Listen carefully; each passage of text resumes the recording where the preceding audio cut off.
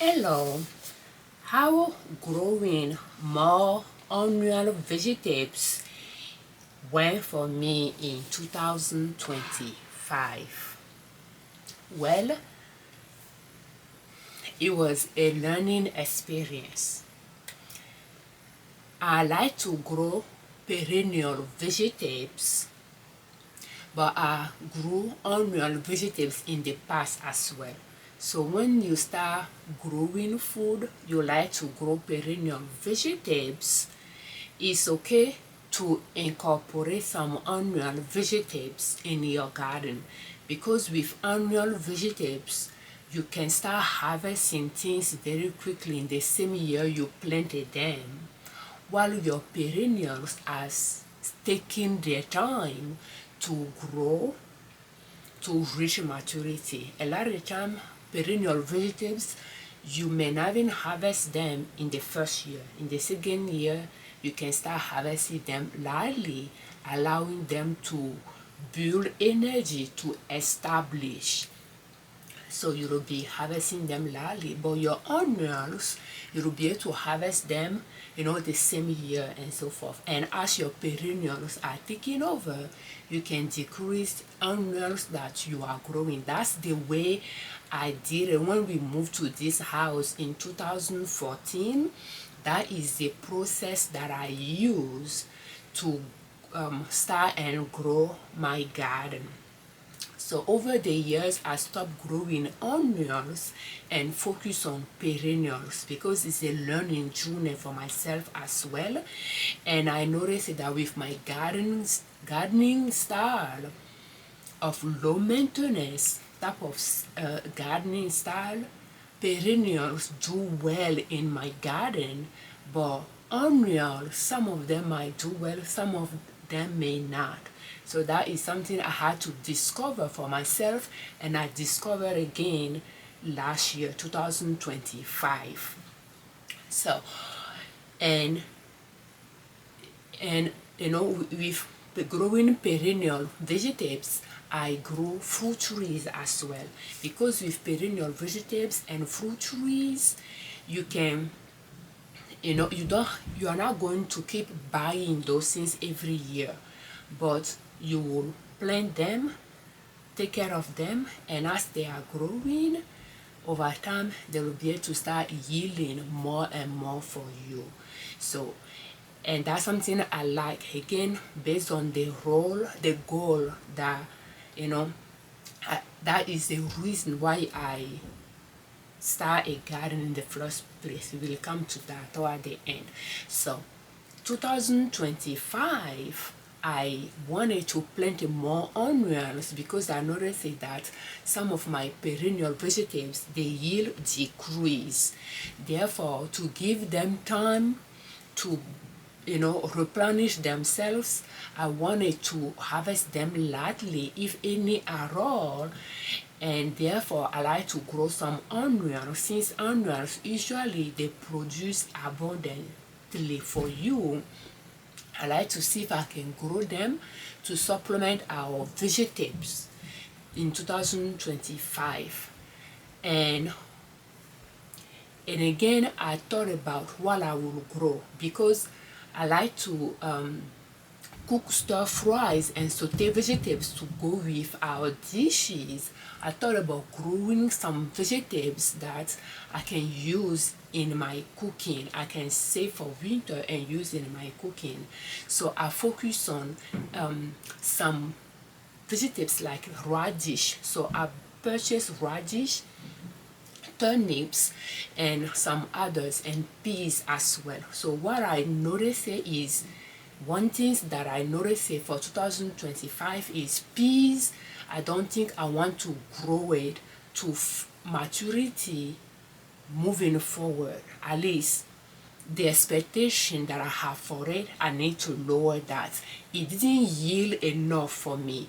Yes, it yield for the kids and I to pick and eat fresh, but we didn't have enough from it that I can freeze for stir fries. I can add it to my stir fries, because I want to have about 5 different vegetables in my stir fries in an attempt to cook more in a healthy way for my family.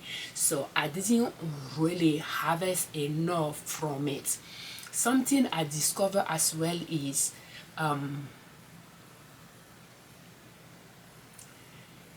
beans, green beans. I noticed that I don't cook green beans a lot. It's not the first time I grew it. Again, at the beginning of our journey, I grew green beans, and it did well in our garden, and I even took some to work for my coworkers, to share with my coworkers. Like, I froze gallons and gallons of them because I fenced my yard. I grew them at the front yard. I grew them along the fence, and that's the way I benefited from the fence, by using it as a vertical growing space for those vine plants. And it grew well for me for like maybe 2 years or 3. But there is 1 year that I harvest abundantly from it, and I froze those. So I noticed that I didn't cook green beans a lot, and planting it last year again, it didn't do well at the front, but it did well at the back, in a fence that I planted. That bunny and deer didn't damage, the plant at the root level, at the ground level. So deer didn't get in the garden, but they eat it at the outside. Regardless of that, it produced. So comparing green beans to peas, I noticed that green beans has a longer growing season and produce way more than peas. Even though I feel like I didn't cook green beans a lot, I think I can cook it in my stir fries if I harvest it before it has pad inside of it. When it's just tiny, the shell is just forming, it's very tiny, I can just harvest it. Maybe I might even harvest more that way, and that way it's just tiny that I can, like a toothpick size and length. That way I can use it like that in the stir fries. I had to experiment it to see how the kids and I feel about it, and that means I had to harvest it often too. So, and that way I can see if I'm going to use it more if I harvest it that early. So the green, in fact, those green beans, I didn't plant them in 2025. I planted them some year, maybe like 2019, 2017, 18, I'm not entirely sure, but I planted them, and when I harvested, I didn't shell all of them. So the one that I didn't shell, I left it like that in the basement for years, and I was just getting rid of those things so that I can mulch the garden. That's what I did. That new bed, I just mulched the garden along the fence with it. It stayed there, and when the weather started warming up, it started to germinate. And when it started to germinate, I tried to mulch a little bit around them, like to cover the seed and so forth, and they just grew along the fence and produced for us, and they produced all the way to the end of the season.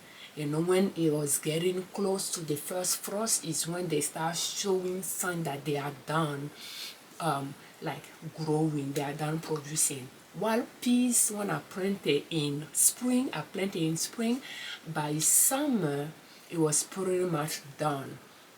So the green beans, they produce well. So therefore I still have some seeds that I store from producing them the year they produce abundantly for us. I save seed for ourselves, I still have those seeds. So I'm going to, so it showed to me that those seeds are still viable. So therefore I'm going to plant them this year again. But that is something I learned in 2025 between peas and beans, so I can have more harvest from beans. And maybe if I harvest a little early, maybe I might like it more making stir fries with peas. I should not count on it to have abundant yield from it. So that is one learning lesson.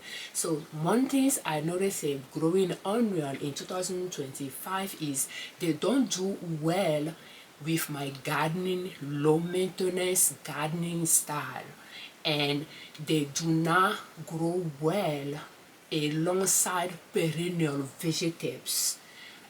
Maybe the type of annual vegetables that are trying to plant might be that, I'm not entirely sure, but I just noticed that they didn't do well alongside the existing well-established perennial vegetables. And those perennial vegetables, they have weed, wild plants growing around them like thistles, creeping Charlie.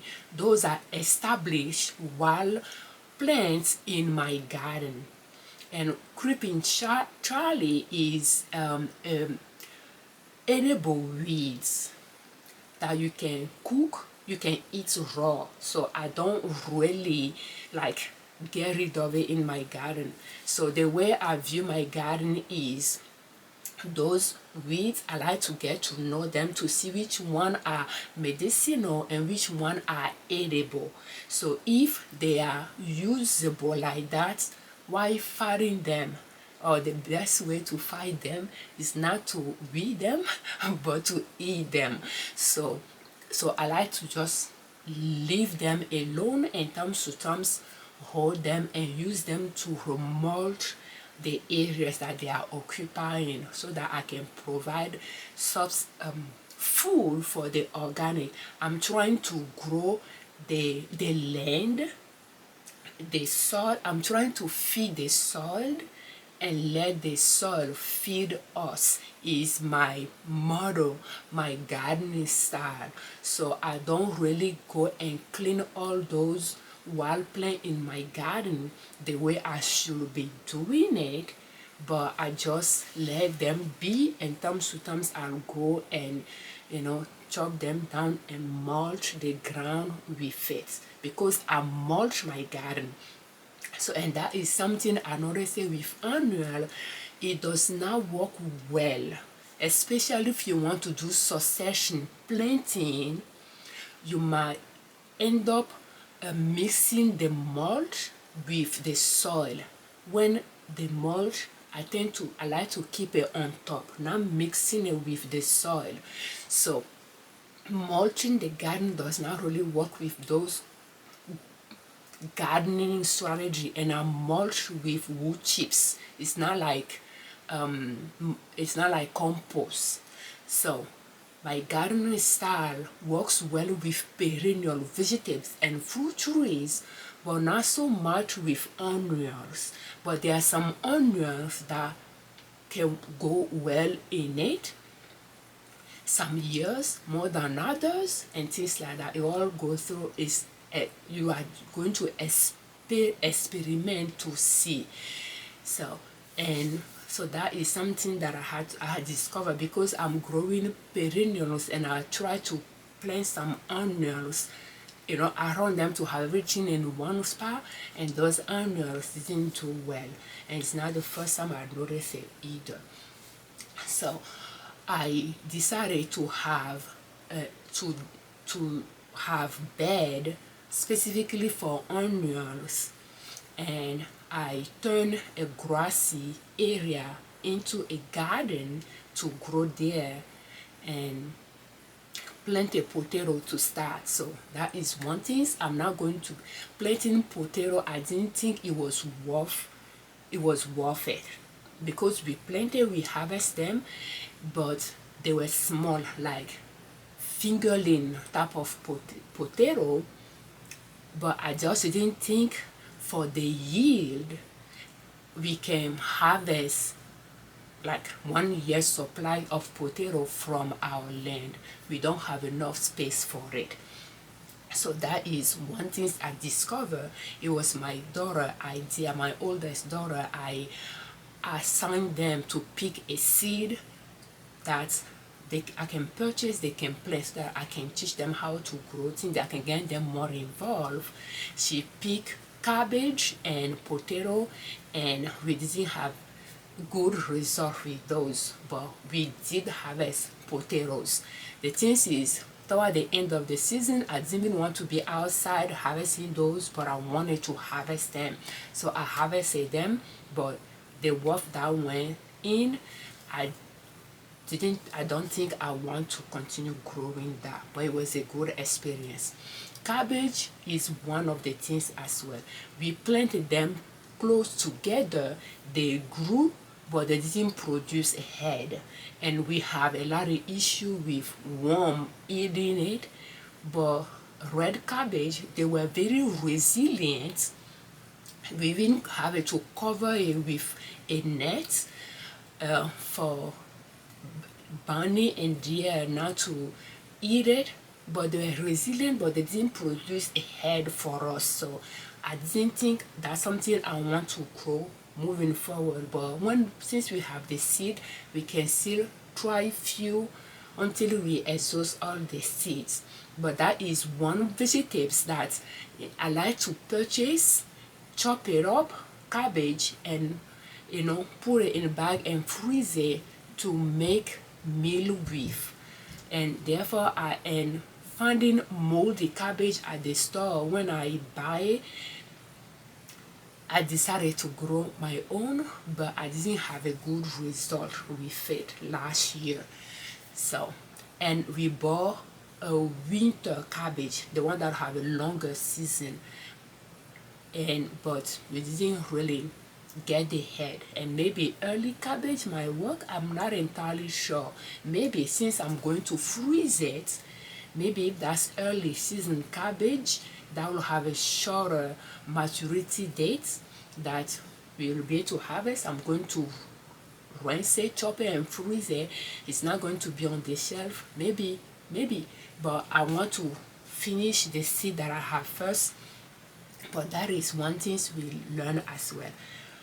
Tomato. So one thing I noticed with tomato is I don't eat a lot of tomato, but we can put a little bit in our salad. So second thing is it produces a lot of organic matter, but compared to the seed, to the fruits that we harvest from it. So it occupies a lot of space, but does not yield enough, based on my opinion.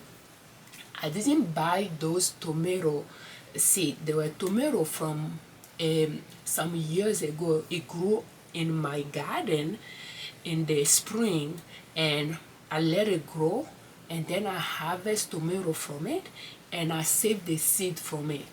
And over the years, I will buy tomato plant at the store to plant a few, so that we can have tomato for salad, but none of them produce as much as that tomato plant, tomato that I started indoor last year from those seeds, that I didn't think after years it can still be viable.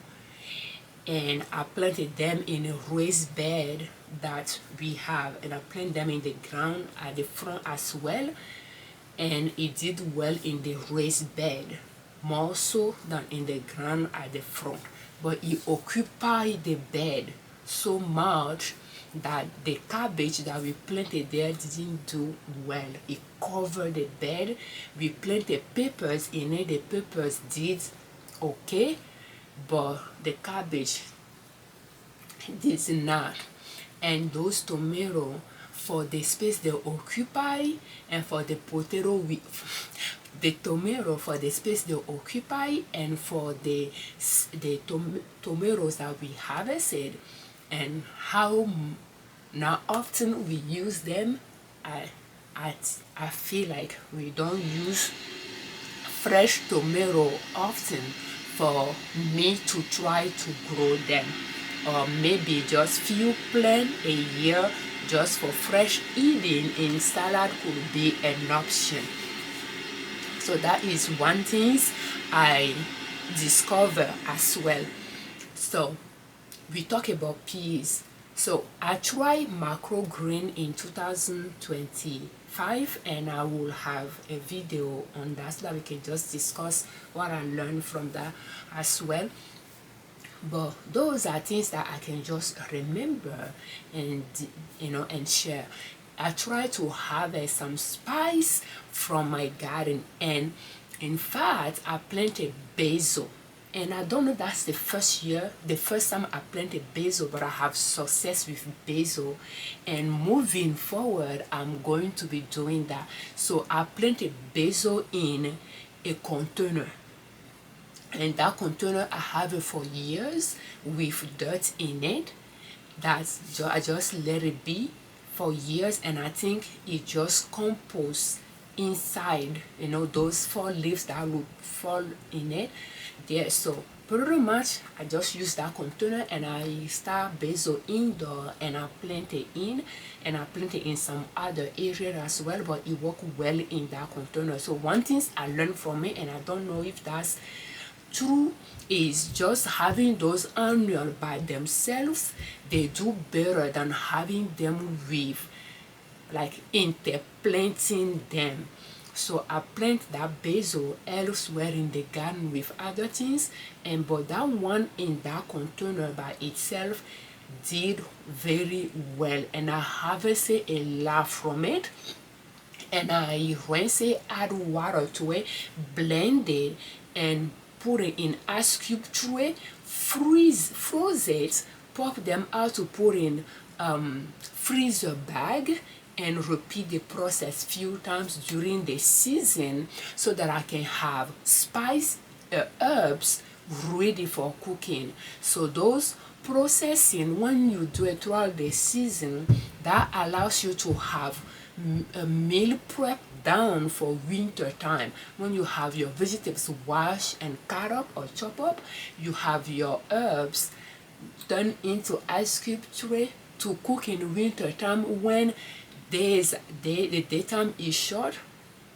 You just open those freezer bag and scoop things out and put it in your pan and just cook. It's now the time for you to be chopping, cleaning things, chopping things. So that's what I like about growing those things and processing them and putting them away for winter use. So the way I did it is I said to myself, well, since we cook every day, if I'm using 1 cube a day, I need 365 of those. And so like 52 weeks.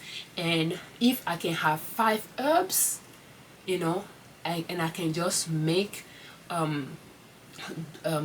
those cube from them, I can have herbs for the entire year. That was the idea behind it. And I have sage, I have winter savory. Those are perennials to our zone 5A that I can make with. And then we grow chevril that we didn't make ice cube tray for, but we use it in our salad. So and then basil. So we have 3 that we were able to make those herbs from that I'm using. And then garlic. We grow garlic as perennial in our garden by just letting them be and just harvesting the leaves, snipping some leaves. So I did the same thing with those, and I have garlic as well. So those are our herbs that we can use in our cooking. So that part did well for us. So I grew peppers with the idea that I can harvest enough pepper for 1 year's supply, and I didn't meet that goal. I grew habanero and jalapeno.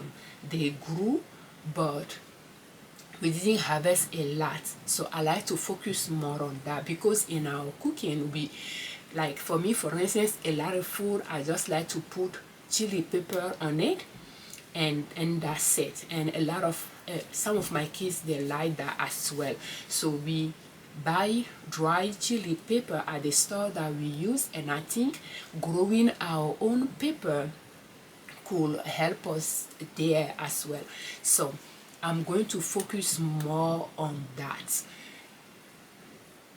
So and those pepper and tomato, they try to damage those, so I grew them in a raised bed, and I'm going to do pepper again. So bell pepper didn't work well for us, and I think, yeah. So when it comes to our perennials, horseradish, I harvested those so that I can, you know, do it like the way I did the herbs, but I noticed that the root was kind of rot inside. So I'm not in, and I harvested at multiple areas of our garden, and I noticed the same thing. So I'm not entirely sure why the root rot issue is. Maybe humidity in the garden, since I mulch a lot. I'm not entirely sure, and I mulch a lot in 2025 after years of not mulching. I don't know when was the last time I mulched heavily like that. It could be before 2020. So, and I did it again in 2025 with wood chips. So, but yeah, I don't know if that interfere with horseradish, but that is okay. So that is one thing. So for fruit trees, we harvest a quincy, and I think, yeah, that is the first time we harvest quincy like that. The previous year, I think we harvest one or two from a tree, but this year we have two trees and they produce well for us. I just don't know the best time to harvest them.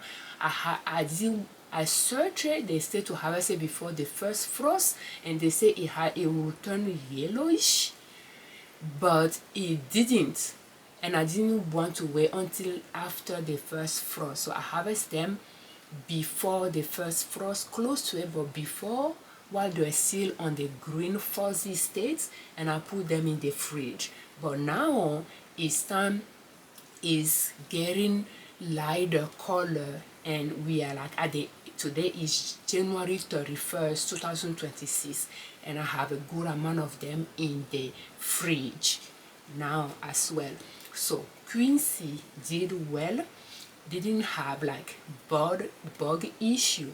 We have apples that grew for us, but pretty much all of them has some bite to it, some wormy bite to it, and I put them in the fridge, and by December most of them shrivel. They are still there, but they have kind of shrivel state to where I'm not entirely sure why, and I could maybe have harvested them too early. I'm not entirely sure. So because they have those one bite to it, I'm thinking about cutting down grapevine at the front.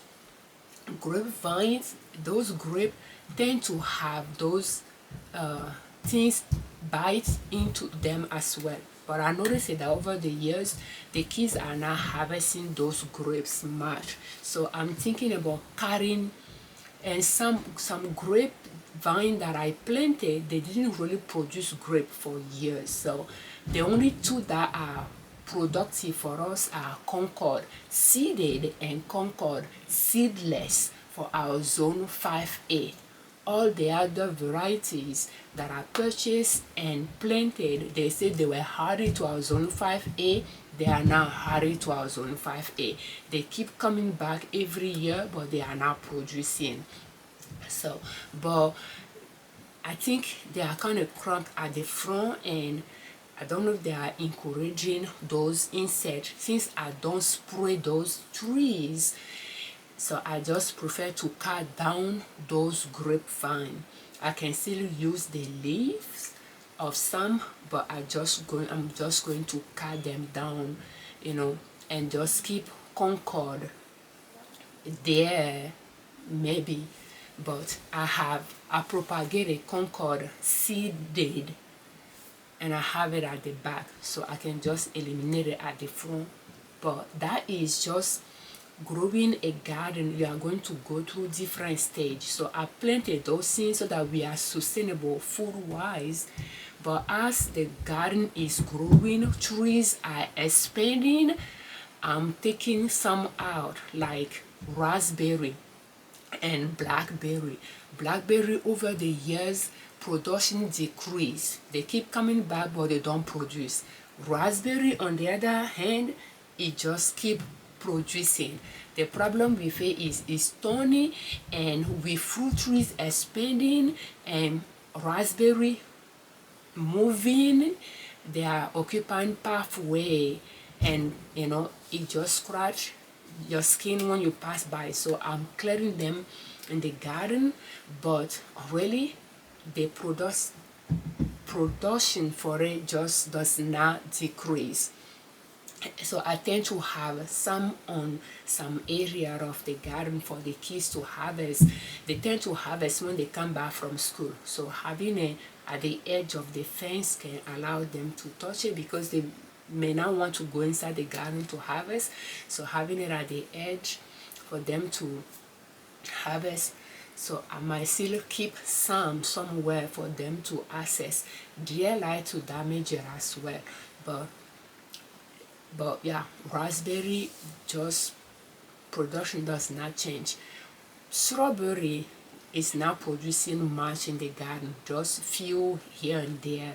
But those that, you know, how my 2025 garden went, and you know how things are shifting, and yeah, that I just want to share with you. So I grow food not as a hobby, but to save money in our journey, to save money and eat healthy in our journey to financial independence. So I like to share what I learned with you.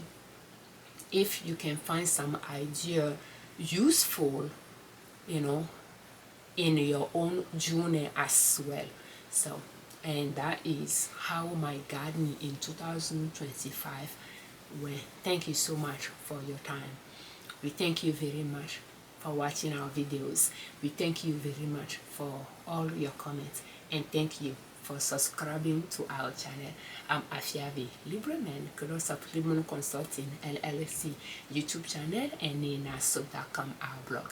On our channel and on our blog, we share different ways to save money and different ways to make money to reach your financial independence, where you do not depend on an employer to provide for your family. And growing your own food is one way to save money. At least that is the goal, and I'm still working on it. Thank you so much for your time. So, and that was one reason why I like perennial, because you planted them once and they will keep coming back year after year, and you can just propagate them from there every year. You're not going to buy seeds every year. And growing fruit trees, the goal is over time they will yield abundantly, that we are not going to buy those fruits from the store. But again, we are not there yet. It is a journey. In 2025 though, I planted a lot of fruit trees, and I introduced nuts, a lot of nuts to our garden. And those are things I think I tend to overdo those things, and it will take a while for me to look back and say, yes, I have done it too much. But yeah, and when I planted those nut trees, I think one or two may not have survived, at least one for sure. But again, in 2024, I planted pear trees. I planted some fruit trees. I think pear I might have pear in it.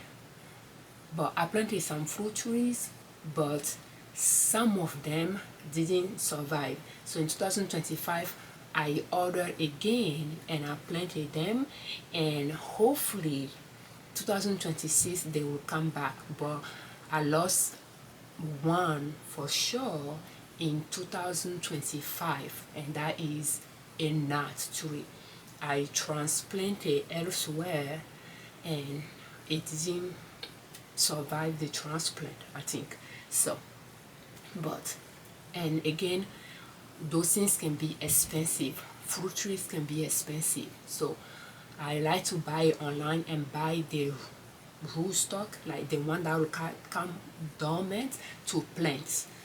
But again, those things takes time to establish, and just keep learning and improving. So I learned that maybe because I do not plant it too deep, I don't like to dig too deep,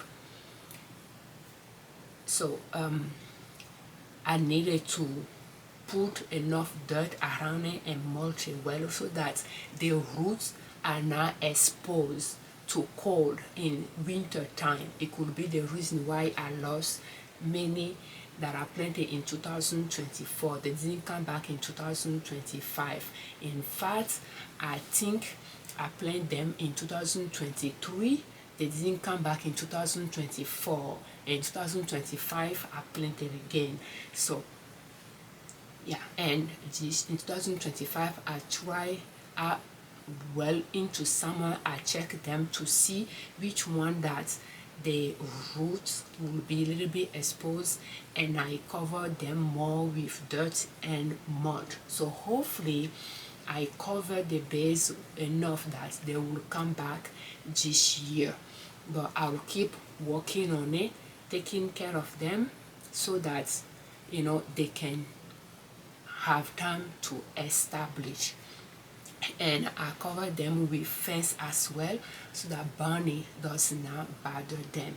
So those are things that you have to do for those trees. Protect them from bunny and deers, and once they reach a level, they will be fine from deer, but we still want to protect the base for a few years with chicken wire, small chicken wire, so that the base can grow enough before you take it off, so that bunny does not damage it, because bunny can damage it at the graft level, and I lost some trees like that as well. So yeah, and we got